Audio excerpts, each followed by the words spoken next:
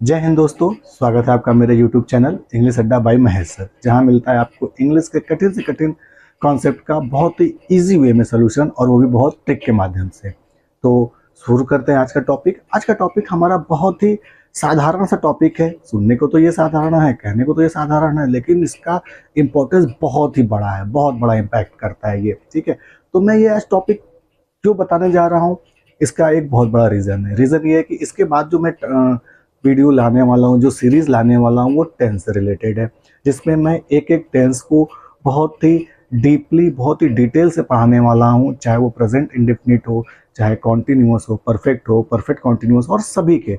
तो उससे पहले कुछ छोटी छोटी बेसिक जानकारी है जो आपको होनी चाहिए, क्योंकि ये इस जानकारी का काम आपको हर टेंस में पड़ेगा। जब जब आपको कोई भी टेंस पढ़ाएंगे हम, चाहे प्रेजेंट पढ़ाएं, पास्ट पढ़ाएं, फ्यूचर पढ़ाएं, चाहे उन तीनों में से किसी भी पार्ट के कैटेगरी को पढ़ाएं, इंडेफिनिट, कॉन्टिन्यूअस, परफेक्ट या परफेक्ट कॉन्टिन्यूअस, किसी को भी पढ़ाएं, तो जब जब आपको मैं पढ़ाऊंगा और हिंदी से इंग्लिश सेंटेंस बनाने की जब जब आपको जरूरत पड़ेगी, तो इन सभी छोटे छोटे चीज़ों को आपको ध्यान में रखना पड़ेगा, जो आज मैं बताने वाला हूँ। तो ये बहुत इंपॉर्टेंट होने वाला है, बिना इसके आप टेंस नहीं बना सकते, याद रख लीजिए। तो इसकी ज़रूरत पड़ने वाली है, तो इसलिए आज का वीडियो बहुत इंपॉर्टेंट है अगर आप टेंस जानना चाहते हैं तो। और इसके बाद जो मेरी सीरीज स्टार्ट होगी टेंस से रिलेटेड, उसको आप फॉलो करते रहिएगा, पढ़ते रहिएगा। सारा कुछ बहुत ही डीप पढ़ाऊंगा, बहुत ही डिटेल से पढ़ाऊंगा, और वादा करता हूं जब वो सीरीज़ ख़त्म होगी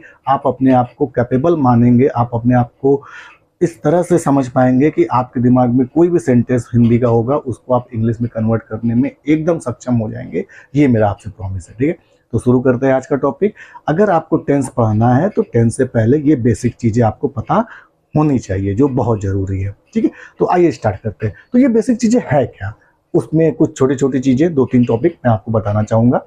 जैसे देखिए, जब आप टेंस पढ़ेंगे किसी भी सेंटेंस से रिलेटेड, तो उसमें आपको एक बेसिक सेंटेंस का फ्रेम पढ़ना पड़ेगा, सेंटेंस का स्ट्रक्चर पढ़ना पड़ेगा, सेंटेंस का कंस्ट्रक्शन पढ़ना पड़ेगा, जो कुछ इस तरह का होगा। मैं आपको एक सिंपल सा स्ट्रक्चर बताता हूँ। जैसे अगर किसी भी, सपोज दैट आप प्रेजेंट इंडेफिनिट का पढ़ते हैं, मान के चलिए। ठीक है, अगर आप प्रेजेंट इंडेफिनिट का कोई भी सेंटेंस पढ़ते हैं, आप अफर्मेटिव पढ़ते हैं, नेगेटिव पढ़ते हैं, इंट्रोगेटिव पढ़ते हैं, ठीक है, तो इस तरह के सेंटेंस में आपको कुछ इस तरह का स्ट्रक्चर देखने को मिलेगा, जिसमें आपको मिलेगा सब्जेक्ट। सपोज दैट आप प्रेजेंट इंडेफिनिट का अफर्मेटिव पढ़ रहे हैं, ठीक है, असर्टिव सेंटेंस पढ़ रहे हैं, ठीक, तो सब्जेक्ट देखने को मिलेगा।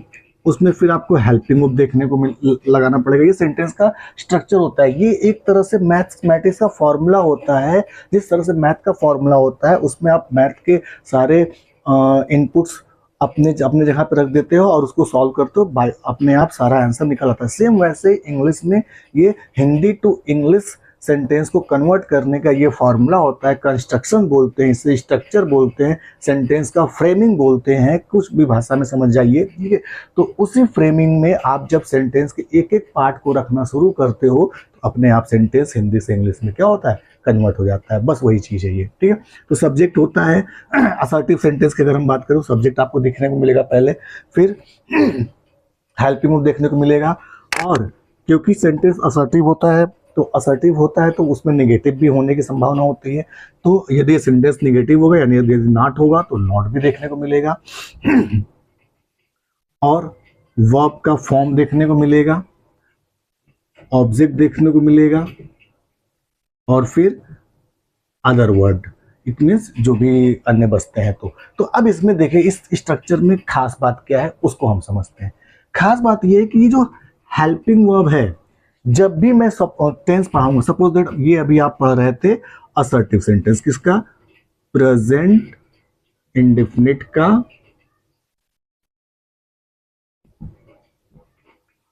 आप प्रेजेंट इंडेफिनिट का मान के चलिए, आप प्रेजेंट इंडेफिनिट का क्या पढ़ रहे थे, असर्टिव सेंटेंस पढ़ रहे थे। ठीक है, सपोज दैट अब जब प्रेजेंट इंडेफिनिट असर्टिव सेंटेंस मैं जब आपको पढ़ाऊंगा, तो उसको पढ़ाते समय, पढ़ाने से पहले ही मैं आपको कुछ चीजें बता दूंगा। जैसे आपको हेल्पिंग वर्ब पता होगा, जैसे इसमें आपको डू और डज पता होगा कि जब यदि सब्जेक्ट आपका प्लूरल होगा तो डू लगेगा, और सिंगुलर होगा तो डज लगेगा। ठीक, वर्ब का फॉर्म भी पता होगा कि अगर जब भी आपका वर्ब आएगा तो उसका फर्स्ट फॉर्म लगाएंगे, ठीक है। तो ये कुछ दो तीन चीजें आपको क्या होंगी, पता होगी, ठीक है। और नॉट आप जानते हैं, सेंटेंस में अगर नहीं आएगा तो नॉट लगाएंगे, नहीं नहीं रहेगा तो नॉट नहीं लगाएंगे। ये दो तीन चीजें आपको पता रहेगा, ठीक है। अब वर्ब का फॉर्म पता रहेगा, ठीक। वर्ब का फॉर्म पता रहेगा। वर्ब का फॉर्म क्या होता है, जैसे आपका हुआ जाना, जाना एक क्रिया है, ठीक है। तो क्रिया को जाने को इंग्लिश में क्या बोलते हैं, गो। तो ये हो गया फर्स्ट फॉर्म, ठीक है। इसी तरह इसका सेकंड फॉर्म होता है वेंट, ठीक है। इसका थर्ड फॉर्म होता है गॉन, ठीक है। जनरली वर्ब के तीन फॉर्म होते हैं, बट प्रॉपरली इसको 5 फॉर्म में काउंट करते हैं। और फोर्थ फॉर्म होता है गोइंग, और फिफ्थ होता है गोज, ठीक है। तो इस तरह से वर्ब के कुल मिला के फिफ्थ फॉर्म होते हैं, ठीक है। बट ज्यादातर हमें टेंस में 3 फॉर्म का काम पड़ता है, बट जानना आपको जरूरी है, और इसके लिए भी आपको डिटेल से एक वीडियो मैं लेकर आऊंगा जिसमें आपको डिटेल सारी चीजें समझाऊंगा, ठीक है। बट फिलहाल आप इतना समझ जाइए कि आपको वर्ब के बारे में पता होना चाहिए। तो अब समझिएगा मेरी बात, हिंदी में कोई सेंटेंस अगर आ गया तो अब देखिए उसमें से आपको क्या क्या फाइंड आउट करना पड़ेगा। क्योंकि देखिए आपको हेल्पिंग वर्ब मैं पहले ही बता दूंगा, जब असर्टिव पढ़ाऊंगा तो आपको हेल्पिंग वर्ब हर टेंस के अकॉर्डिंग आपको पहले ही पता रहेगा, ठीक है। जैसे इसमें प्रेजेंट इंडियो डूडल्स है, कॉन्टिन्यूअस में इज एम आर हो जाएगा, परफेक्ट में हैज है बोलेगा, तो ये सारी चीजें पहले पता रहेगी। अब वर्ब का फॉर्म क्या लगेगा ये भी पता रहेगा, कि गो लगेगा, वेंट लगेगा, गॉन लगेगा, ये कौन सा वाला लगाना है ये भी पहले पता रहेगा। लेकिन अब आपको फाइंड आउट तो ये दो चीजें आपको पहले से पता रहेगा, तो आपको फाइंड आउट क्या करना होगा, सब्जेक्ट फाइंड आउट करना होगा, वर्ब, आखिर में वर्ब फाइंड आउट करना होगा, यानी वर्ब कैसे पता करेंगे कि सेंटेंस में कौन सा वर्ब है ये पता करना होगा, और ऑब्जेक्ट सबसे इंपॉर्टेंट जिसमें बच्चे अक्सर कंफ्यूजन उनको होता है, क्रिएट होता है, ठीक है। और एक अदर वर्ड, ठीक है। ये चीजें अगर आप फाइंड आउट कर लिए, सपोज आप देख रहे हैं, आप ये फार्मूला देख रहे हैं, अगर ये दो चीजें तीन चीजें आपको पता है, और अगर ये चीजें पता चल गई तो बस कुछ नहीं करना है, सेंटेंस को उस सारे चीजों को इसी फॉर्मूले पे बस रख देना है, आपका सेंटेंस बन जाएगा, दैट्स इट। इतना आसान है ये, ठीक है। तो अब सवाल ये आता है कि इन सब चीजों को पहचानेंगे कैसे, सेंटेंस अगर हिंदी का हमारा दिया हुआ है तो कैसे फाइंड आउट करेंगे, बस यहीं पे सारा मेन खेल है, ठीक। तो आइए समझते हैं। सपोज दैट एक सेंटेंस मैं लिखता हूं,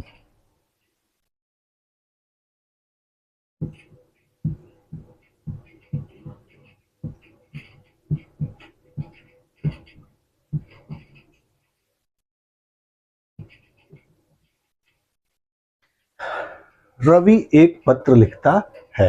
अब इस सेंटेंस में से आपको 3 चीजें फाइंड आउट करना है।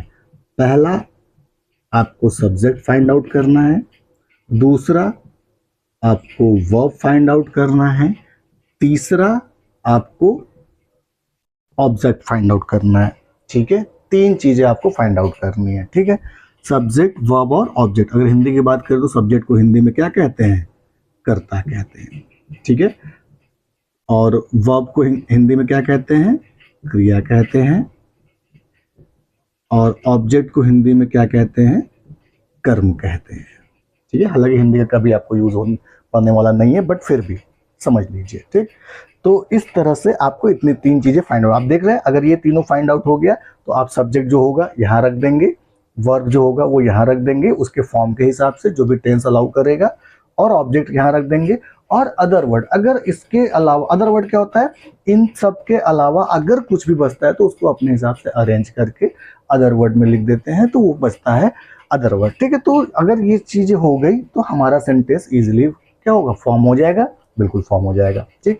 तो अब बात फंसती है कि आती है कि सब्जेक्ट, वर्ब और ऑब्जेक्ट होता क्या है, कहते किसे हैं, या किसी हिंदी के सेंटेंस में इसे फाइंड आउट कैसे करेंगे, पहचानेंगे कैसे कौन सब्जेक्ट है। तो बहुत आसान है, आइए देखते हैं। तो सब्जेक्ट की अगर बात करें तो बहुत ध्यान से सुनिएगा मेरी बात को। सब्जेक्ट मतलब होता है कि वाक्य में जिसके बारे में बात हो रही, 2-3 तरीके हैं, मैं सारे बता रहा हूं, ठीक है। पहला, वाक्य में जिसके बारे में बात हो रही हो वही हमारा क्या है, सब्जेक्ट है। ध्यान समझिएगा। तो यहाँ पे किसके बारे में बात हो रही है, रवि एक पत्र लिख रहा है, तो किसके बारे में बात हो रही है, रवि के बारे में बात हो रही है, तो रवि हमारा क्या हो गया, सब्जेक्ट हो गया। या दूसरा तरीका, देखिए यहाँ पे इसका हिंदी क्या है, करता।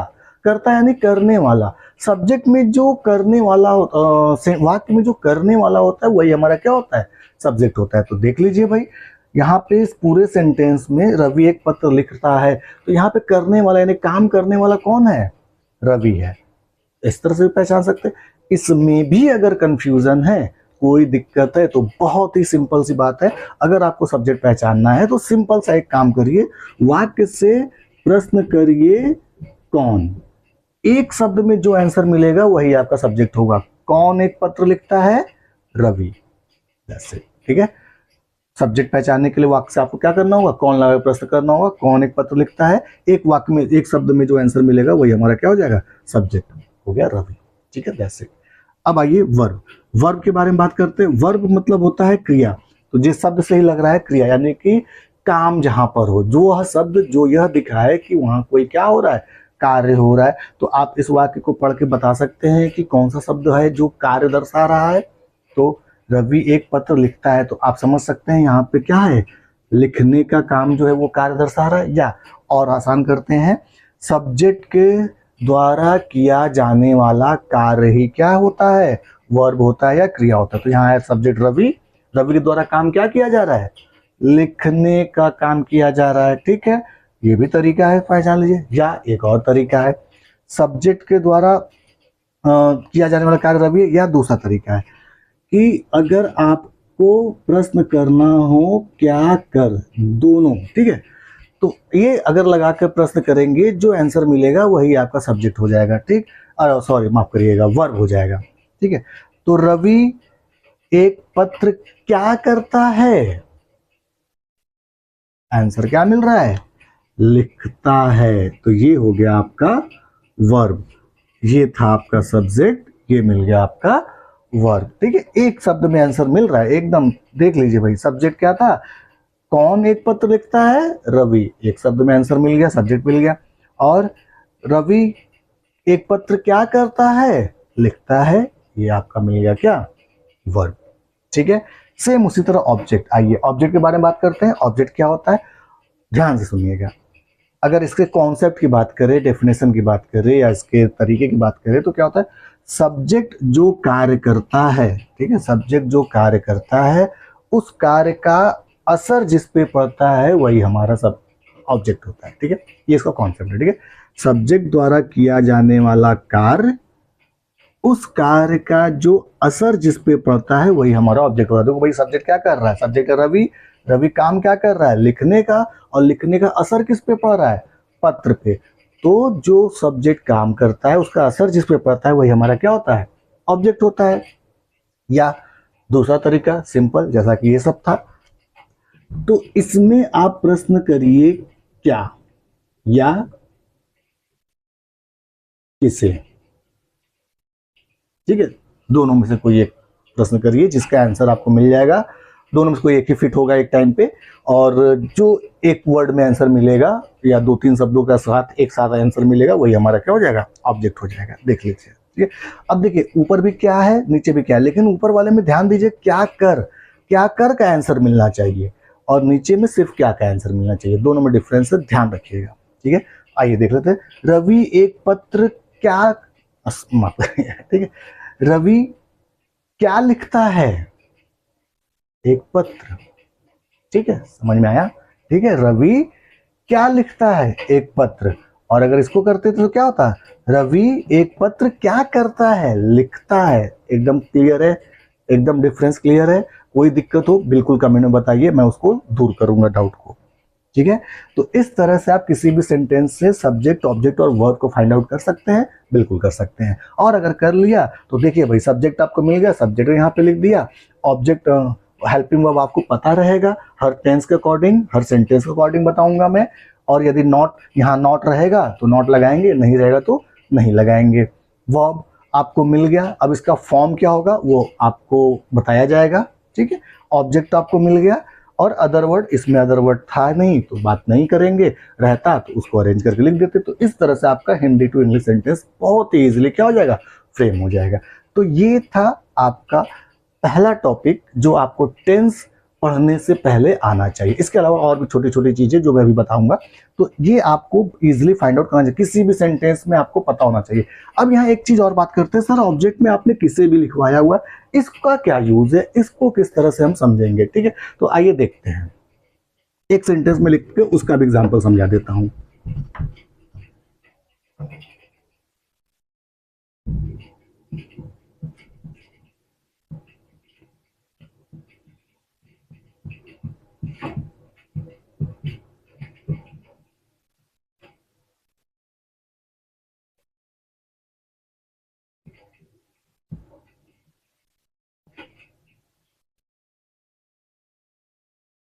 अब देखो ये एक देखिए आप, ये सेंटेंस थोड़ा सा बड़ा है, इसमें आप समझ में आएगा सारा कॉन्सेप्ट।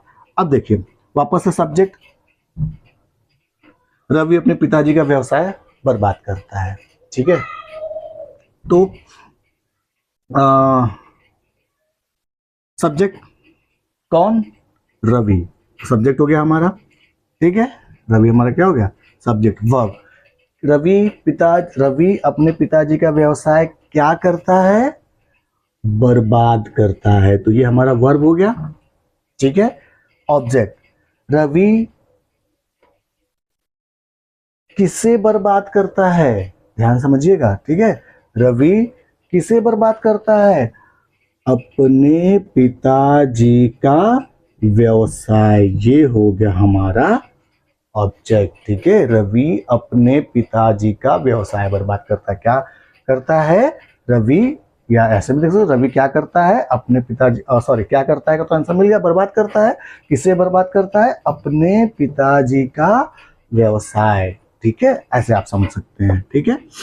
तो आपको वर्ब मिला, ऑब्जेक्ट मिला और सब्जेक्ट मिल गया, ठीक। इस तरह सेंटेंस आप बना सकते हैं, ठीक। और इसको जब बनाएंगे तो देख लो, इसको बना के भी देखेंगे तो सब्जेक्ट यहाँ पे रवि लिखेंगे, हेल्पिंग वर्ब लगाएंगे, और ऑब्जेक्ट नॉट यदि इसमें नहीं है वर्ब लगाएंगे, और ऑब्जेक्ट यहाँ पे पूरा ऑफ हिज फादर्स बिजनेस, ठीक। तो इस तरह से हम क्या करते हैं, सब्जेक्ट ऑब्जेक्ट और वर्ब को फाइंड आउट करते हैं और लिखते हैं। तो ये हो गई सब्जेक्ट की बात। अब इसके आगे एक दो चीजें और हैं जो आपको ध्यान में रखना चाहिए, जो सब्जेक्ट से रिलेटेड है, टेंस से पहले। अब जो सब्जेक्ट है हमारा, ये सब्जेक्ट दो तरह का होता है, ठीक है। जो हमारा सब्जेक्ट है ये दो तरह का होता है भाई, एक होता है सिंगुलर और एक होता है प्लूरल। सिंगुलर सब्जेक्ट और प्लूरल सब्जेक्ट, दोनों ही सब्जेक्ट, सिंगुलर और प्लूरल का मतलब क्या है, सिंगुलर मतलब एक वचन करता, प्लूरल मतलब बहुवचन करता, ठीक है। तो इसमें ज्यादा आपको सोचना नहीं है, बस समझ लेना है, ध्यान में रखना है कि कौन सिंगुलर में आता है कौन प्लूरल, क्योंकि जब हम टेंस पढ़ाएंगे, जब आपको टेंसेस पढ़ने होंगे तो आपको दो तरह के हेल्पिंग वर्ब मिलेंगे, एक सिंगुलर में क्या लगता है, प्लूरल में क्या लगता है, ठीक है। तो उस हिसाब से आपको ये याद रखना होगा कि अगर इज आया है तो वो किसके साथ लगेगा, आर आया है तो वो किसके साथ लगेगा, इस तरह से आपको याद रखना होगा। तो इसका लिस्ट आपको ध्यान रखना होगा। सिंगुलर में आएगा आपका ही, शी, इट, या किसी एक व्यक्ति या वस्तु का नाम, ठीक। प्लूरल में आएगा आई, वी, यू, दे, या एक से अधिक व्यक्ति या वस्तु का नाम। इतना तो आप इजीली जानते हैं, सारे लोग जानते हैं, लेकिन इसके अलावा भी कुछ चीजें हैं सिंगुलर में। इसके अलावा आएगा एवरीवन, एवरीबॉडी, ठीक, anyone, anybody, no one, nobody. अब प्लूरल में आएगा पीपल, सम, ऑल, बोथ, ठीक। और इसके अलावा एक चीज ध्यान रखिएगा, जब पॉजेसिव केस आता है जिसमें जनरली माई, योर, हिज ये सब आते हैं, तो इसमें जो है कि आपका जो योर होता है उसमें बच्चे बड़ा कंफ्यूज करते हैं। योर में योर आ जाएगा, उनको लगेगा कि प्लूरल आ गया, या योर आ जाएगा उनको लगेगा कि प्लूरल में है। ऐसा नहीं है, ये योर पे डिपेंड नहीं होता है। योर डिसाइड नहीं करता है कि वो सिंगुलर हुआ या प्लूरल हुआ।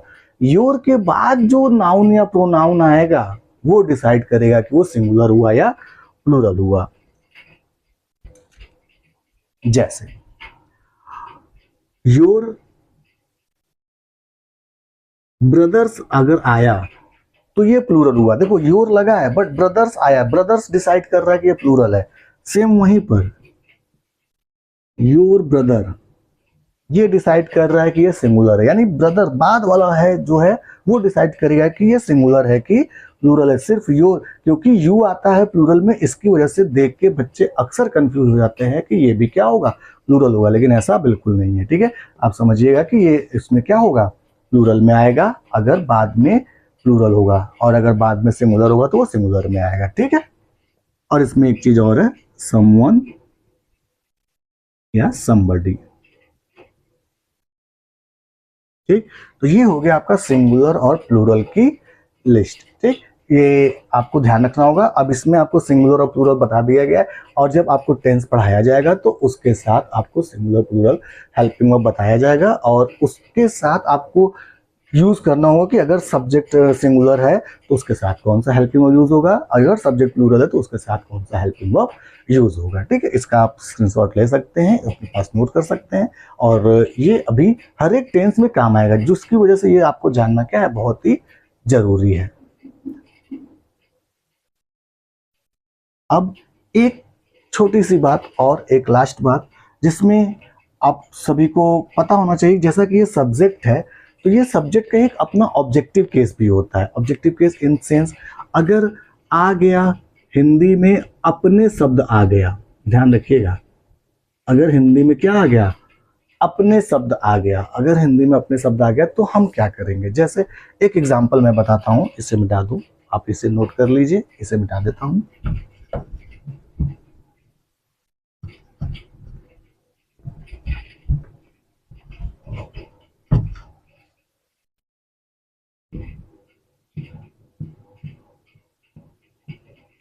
अपने शब्द अगर आ गया, जैसे मैंने एक एग्जांपल, हिंदी में एक शब्द एक सेंटेंस लिखते हैं, वह अपना कार्य नहीं करता है। अब मान चलिए कि हिंदी में आपके क्या आया, वह आया, सब्जेक्ट जो कि ही होता है, अब वह का अपना आ गया। ठीक इसी तरह से तुम भी आ सकता है, तुम अपना कार्य नहीं करते हो, हम अपना कार्य नहीं करते, मैं अपना कार्य, तो अपने के लिए, ठीक है, वह के अपने के लिए, हम के अपने के लिए, तो जब अपना आ जाएगा तो इन सब के लिए आ जाता है अपने के लिए लगाते हैं, इसको पॉजिटिव केस ही बोलते हैं। आगे ये डिटेल्स हम लोग पढ़ेंगे, फिलहाल टेंसेस जब हम लोग स्टार्ट करेंगे तो अपना वर्ड बहुत ही कॉमनली सेंटेंसेस में फ्रीक्वेंटली यूज होता है, तो इसके लिए बस इतना समझिए, जब अपना वर्ड आ जाए तो ही के अपने के लिए हिज, सी के अपने के लिए हर, ही के अपने के लिए या किसी व्यक्ति के नाम के अपने के लिए, ठीक है, ही के अपने के लिए या किसी मेल के नाम के अपने के लिए, या किसी पोस्ट के नाम के, जैसे डॉक्टर भी अगर आ गया तो डॉक्टर भी एक पोस्ट है, उसके भी अपने के लिए हिज, और अगर कोई व्यक्ति का नाम आ गया, मेल व्यक्ति का नाम आ गया तो उसके भी लिए हिज। ठीक है, कोई पोस्ट, डॉक्टर, टीचर, ठीक है, इन सब के लिए भी हिज। और जनरली देखिए डॉक्टर, टीचर हो सकता है, ऐसा लोग कहते हैं कि हो सकता है भाई फीमेल हो वहाँ पे, बट प्रायोरिटी मेल को दी जाती है। ठीक है, तो इसलिए वहाँ पे ज़्यादा डीप, ज़्यादा कंफ्यूजन क्रिएट करने की कोशिश मत करिएगा। ठीक है, अगर नाम आ गया तो ठीक है, क्लियर है कि भाई मेल का नाम है, हिज कर लीजिए, और वह है तो इसलिए हिज करना ही करना है। और अगर कोई पोस्ट आ गया, पीएम, सीएम, डॉक्टर, यहाँ पे संभावना होती है कि भाई वो फीमेल भी हो सकता है, मेल भी हो सकता है, बट हम लोग मेल को प्रायोरिटी देते हैं, इसलिए हिज लगाते हैं। ठीक है, समझ में आई बात। सेम उसी तरह सी में भी अगर किसी का नाम है फॉर एग्जाम्पल सीता है या एनीथिंग, कोई फीमेल का नाम है तो हर, या अगर वह है जो लड़की के लिए डिनोट हो रहा है, जैसे वह अपना काम करती है, लास्ट में ती आ गया तो पता चलेगा कि ये वह है, लड़की के लिए यूज हो रहा है, तो वहां पे हर का यूज करेंगे, ठीक है। और इट के लिए इट्स, एंड आई के लिए माई, यू के लिए, यू के अपने के लिए योर, वी के अपने के लिए आवर,